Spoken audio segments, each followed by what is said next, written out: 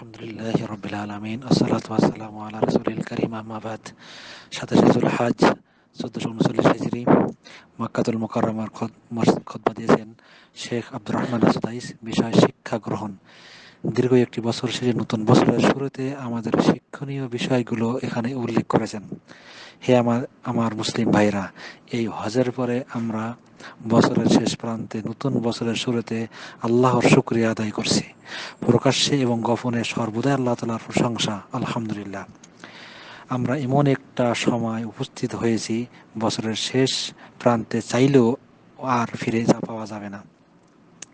তাই আমাদের এই সময় থেকে শিক্ষা নিতে হবে কিভাবে আগামী বছরের সময়কে সঠিকভাবে কাজে লাগাতে পারি। যে ব্যক্তি বিগত বছর থেকে শিক্ষা গ্রহণ করে না এবং ভবিষ্যতের জন্য পরিকল্পনা করে না, আসলে তাকে জ্ঞানী বলা যায় না। আল্লাহ রাব্বুল আলামিন বলেন, নিশ্চয় আসমান এবং জমিন সৃষ্টির মধ্যে এবং দিন ও রাত সৃষ্টির মধ্যে জ্ঞানী ব্যক্তিদের জন্য রয়েছে সর্বোত্তম নিদর্শন। হে মুমিন ভাইরা, আপনারা কি চিন্তা করেছেন কত কিছু আপনার জীবনে ঘটে গেছে?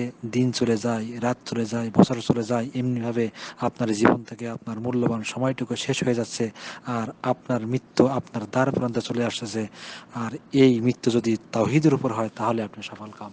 রাসূল সাল্লাল্লাহু আলাইহি ওয়াসাল্লাম বিদায় হাজের ভাষণে বলেছেন, হে আমার উম্মত, আমি তোমাদের জন্য দুইটা জিনিস রেখে যাচ্ছি, একটা হলো কোরআন আর একটা হলো হাদিস। তোমরা আঁকড়ে ধরো তাহলে তোমরা কখনো পথভ্রষ্ট হবে না। হে মুসলমানগণ, এই ফিতনার যুগে আমাদেরকে তাওহীদের উপর টিকে থাকতে হলে আমাদের নিজেদেরকে চেষ্টা করতে হবে।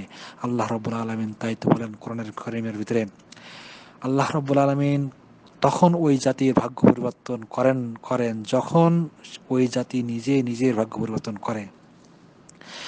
হে আমার ভাইরা, আসুন আমরা নিজেরাই নিজেদেরকে পরিবর্তন করি, সংশোধন করি এবং আমাদের চলাফেরা দোষ ত্রুটি সংশোধন করে নতুন বছরের শুরুতে সময়কে গুরুত্ব দিয়ে কোরআন ও সুন্নতের আলোকে জীবনকে পরিচালনা করে দুনিয়া ও পরকালের সফলতা অর্জন করি। আমিন।